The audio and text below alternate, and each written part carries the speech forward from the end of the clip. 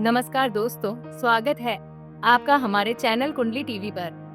दोस्तों, क्या आप जानते हैं कि साल में आने वाली सभी एकादशियों में से एक ऐसी भी एकादशी होती है जो जीवन के दुखों को हरने और पापों से मुक्ति दिलाने वाली मानी जाती है।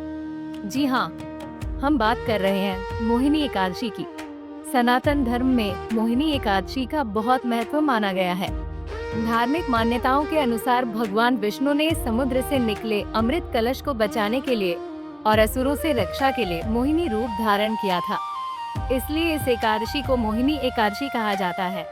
मान्यता है कि इस दिन व्रत और पूजा करने से व्यक्ति को नकारात्मक प्रभावों से छुटकारा मिलता है, जीवन में सुख समृद्धि का मार्ग खुलता है, साथ ही जातक की हर प्रकार की इच्छाएं पूरी होती है।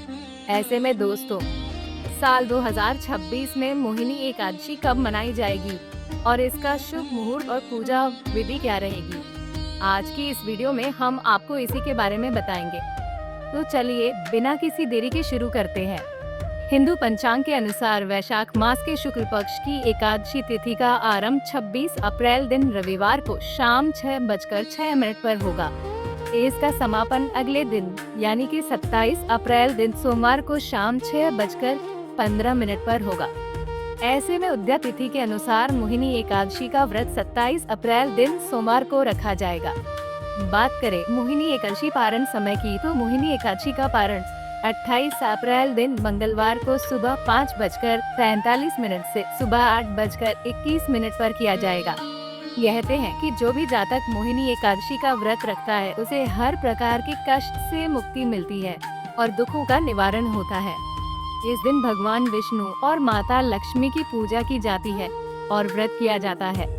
ऐसे में माना जाता है जो भी इस दिन दोनों की पूरे विधि विधान से पूजा करते हैं उन्हें ही श्री हरि और धन की देवी लक्ष्मी जी की कृपा प्राप्त होती है। इतना ही नहीं, यह भी कहा जाता है कि इस दिन मांगी हर मनोकामना पूरी होती है, साथ ही धन, यश और वैभव में वृद्धि होती है। इसके अलावा मान्यताओं के अनुसार मोहिनी एकादशी का व्रत रखने से और मोहिनी एकादशी व्रत की कथा पढ़ने या सुनने से 1000 गायों के दान के बराबर फल की प्राप्ति होती है।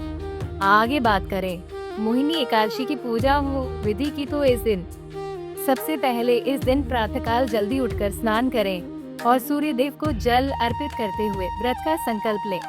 इसके बाद घर और पूजा स्थल की अच्छी तरह सफाई करें तथा पूरे घर में गंगा जल का छिड़काव कर वातावरण को पवित्र बनाएं। अब पूजा स्थान पर एक साफ चौकी रखकर उस पर लाल वस्त्र बिछाएं और भगवान विष्णु व माता लक्ष्मी की मूर्ति या चित्र स्थापित करें।